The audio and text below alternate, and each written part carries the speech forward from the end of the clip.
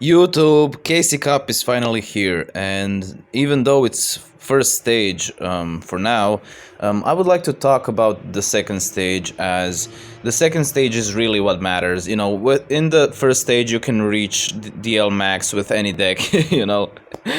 So yeah, basically in this video I will share my thoughts on what are the best decks for the second stage KC Cup, how the meta will look like, and also I'm gonna tell you what I think about the top 100, which decks can actually surprise and surprisingly take up, you know, a spot in top 100 players, you know, top 100 spots. So here's the tier list that I created, and yes, it may look a bit different than you would see from lots of people, you know. Most notably, I watched Dueling's Entertainment's tier list, I watched Umso's tier list and stuff, so it's probably not the same as theirs, but and yeah, it is not definitely not the same as theirs, but yeah, I'm gonna explain exactly what are my thoughts beside for every deck, why did I put them in which tier, and then I'm gonna also talk about surprise top, which decks, you know, can surprisingly perform well, you know. So let's start off from the top. We all know that Harpies are, you know, the best deck, probably the best deck in for the KC Cup. They are also the best deck in side deck format, so nothing surprising there. The thing is that now, because there is no side deck, there isn't many outs, like floodgates, like poisonous winds, and you know, you can't just main deck poisonous winds because you won't face every duel Harpies. So yeah, that makes their situation much easier, I would say. Now Thunder Dragons. I was thinking about putting Thunder Dragons first. I did sort them out a bit, you know, as you can see from left to right is how I view the you know, the power will be. So I put Harpies as the best deck, though I think Thunder Dragons may surprise many people, because lots of people see that, oh, inside Thunder Dragons don't even enter tournaments. What is up with that? Well, it's obvious. Their consistency is much worse. Okay, maybe not much worse, but is worse, worst for worse for sure. Damn, I can't speak. And also, in side deck format, there are lots of floodgates that counter Thunder Dragons, you know, like crazy. We saw in Animate meta the abuse of Lance, which would stop all banishing, which basically stops all of Thunder Dragon's plays. And also, of course, more important, Necro Valley. And as you may know, Harpies, as the best deck, can actually play without utilizing their graveyard, so they would just side deck Necro Valley for Thunder Dragons. And for that reason, Thunder Dragons didn't really perform in, you know, side deck tournaments, but there's still no doubt that Thunder Dragons are one of the best decks without side deck, and I do see them actually even winning the whole thing, you know, winning the KC Cup. Now, of course, there is still unanswered questions. How good will they be actually, you know? Like, we can all recognize that Thunder Dragons will be very good, but some people may think, oh, it's very good, but tier 2. Some people say it's very good tier 1. Maybe someone says it's the best deck even. So, you know, we will have to wait and see for that, because that really will shape up the meta, and that will dictate how the rest of the decks will perform the tier 2, 3 and 4, you know. Because if Thunder Dragons is the best deck, then maybe we will see less of tier 3s as I put here, and maybe we will see more counters for Thunder Dragons, you know. Maybe Water Exceed plays Necro Valley, main decks Necro Valley and stuff, you know. But yeah, I just put it in the second place behind Harpies. I still think they are one of the best decks, if not the best. In my opinion, I would say Thunder Dragons could be the best and could win the KC Cup actually, but we will see about that. But anyways, tier 2 we have Melodious. I think that's not too surprising. Melodious really counters most of the decks. Like, it has very easy way of dealing with all other tier 3s and tier 4s and rogues, you know. So yeah, it doesn't maybe perform that well against Harpies, but should still probably do decent enough against Thunder Dragons, because without Lupine, they have a much harder time in going for M7. So, you know, and also Melodious has Schuberta, which kind of counters their Levianeer plays. And Bloom Diva in general is very hard to deal with. So yeah, I think Melodious is a safe bet, you know, a safe tier 2. Next up, maybe Clock Heroes, you would say, oh, they are tier 2 at least, tier 1 even. Well, I wouldn't say so, especially not in a without side deck, because I don't think Clock Heroes would perform that well against Thunder Dragons.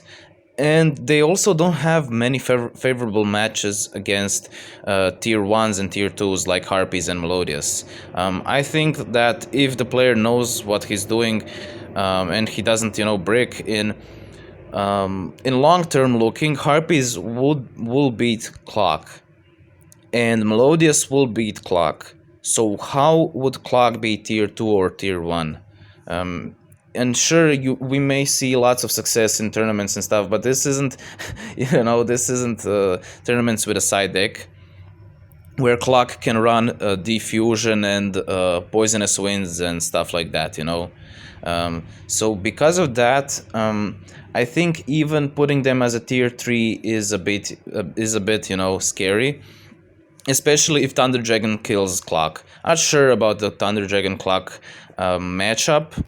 You know, lots of matchups against Thunder Dragons are really untested because, at least in tournaments, you know, because we don't see how it will shape up in the KC Cup, because it's completely different format, you know. So I just put them as a tier 3. Just because I think it will be represented a lot. I would say it's also a fast deck, which works well in KC Cup. So yeah. Next up we have Water. I put Water in mostly because they could do nice against Thunder Dragons with Necro Valley. But Water is a deck that could that maybe I should have put in tier 4. Probably should have even, because I don't see it. Yeah, now looking back at it, I should have maybe replaced Gaia for Water Exceed, because I would say Gaia actually counters Thunder Dragons better than Water. But yeah, Water is generally a nice deck. Also can deal with Clock Heroes, can maybe potentially even deal with Harpies if, you know, maybe. Not the best matchup against Melodious, so putting Water in tier 4 would probably even be a better idea, but it is what it is. I just wrote it here now, so what can you do? In tier 4 we have Gaia, which I just said maybe should have even been in tier 3, because it has a pretty nice matchup against Thunder Dragons, because it negates all of their hand traps. So now looking back at it, I would probably even put Gaia in tier 3. Also, it does have a better chances of beating Harpies, because it can pop their field spells, so they can save up their books and TTHs for when the slash comes up on the field and stuff, you know. It doesn't have the, you know, the best matchup against Melodious, which sucks. Also, we will see a lot of MSTs in the KC Cup, because Clock Heroes main MST, Melodious mains MST, Water mains MST, Harpies even now will have to main MST for the Clocks probably, you know. So for that reason, I decided to put Gaia as a tier 4, but I would say Gaia is above the kinda above all of the rest tier 4s. It's probably the best deck from the tier 4. And then we have Yosenjus. Yosenjus is an interesting deck because it does counter Melodious well. It should be decent against Harpies, probably not the best against Harpies. It should be also decent against Clock, and maybe Thunder Dragons. I'm just not sure about Yosenjus. They're a deck that I just wanted to include in tier 4 because there will be probably people playing them, and I expect maybe a couple, if possibly, to get into the top 100, just because they don't rely on the back row and they can bounce stuff, which is pretty nice in this meta. Next up, we have Fire Kings. Fire Kings is an interesting deck because I don't think it will see much popularity, but I think it will perform well because it is a very grindy deck, similarly to Thunder Dragons, and also it deals very well against Harpies, I would say. Also, I would see them being very good against Clock Heroes as well, probably, and should have a decent matchup against Thunder Dragons, maybe. I would say so, yeah. So Fire Kings is a deck that I expect for sure in top 100. I'm not sure, like I said, how played will it be, but yeah, I think it's gonna be a great deck in the KC Cup. Just because it can continuously pop, pop monsters the whole board, and with hand traps, that's something that Harpies really struggle. Next up, we have Magnets, which I doubted even putting in the tier 4. Why is that? Bro, aren't you a Magnet fan? Aren't you a Magnet enthusiast? Why would you not put them higher even, bro? Well, this is not my wish list. Like, I'm not attached to Magnets to just, say, fuck it, it's tier 2, bro, trust me, bro, it's tier 2 in my hands, bro. The thing with Magnets is that it doesn't have really favorable matchups against Harpies, Thunder Dragons, or Melodious. Now, sure, it can win against all three of them, and that's why it's still in tier 4 in my tier list, as you can see.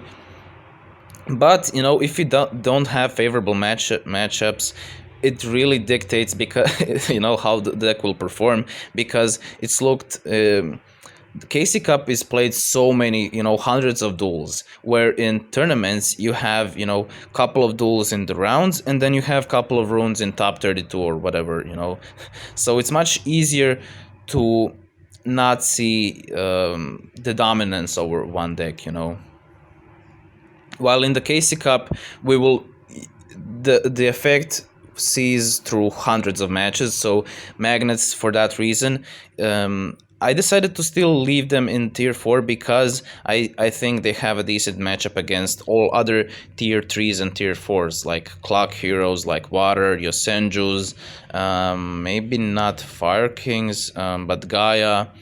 Maybe should even be decent against Melodious, should even be decent against Harpies, without side deck, but because they struggle against Thunder Dragons, I don't think they will be that good, and I don't think there is a reason to play Magnets if we have a better decks that do similar things. So that is my tier list. There is lots of decks that I didn't even mention because you can't really fit in all of the stuff, so I decided to put them in here, surprise top 100 list, which is probably surprising to see for, Darklords, Infernity, what? Well, Darklords is an interesting deck because, first of all, it kinda can hard counter Melodious and Harpies, because it does have a twice per turn, actually, non-targetable negate.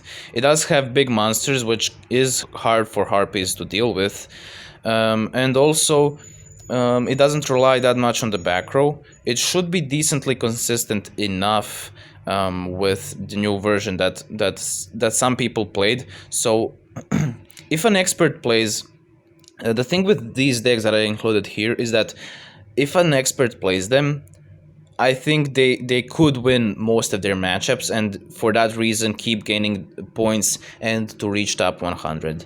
So I could see, one Darklord, one Infernity, getting in the top 100. Now, of course, those decks aren't that good and that represented people just like, why would people play them, you know? But I feel like it could be a surprise, and it's better to say it out and to be wrong after, you know. People will just forget. But if if I accidentally, if it turns out correct, you know, I predicted it. So yeah, Darklords, for their negates and stuff, for their control over the board, I would say they could be a pretty nice surprise. Infernity, I see them as a substitute for Cyber Dragons, because finally for the finally KC Cup won't have Cyber Dragons, which is weird weird to say out loud when you think about it. You know, they were here for years.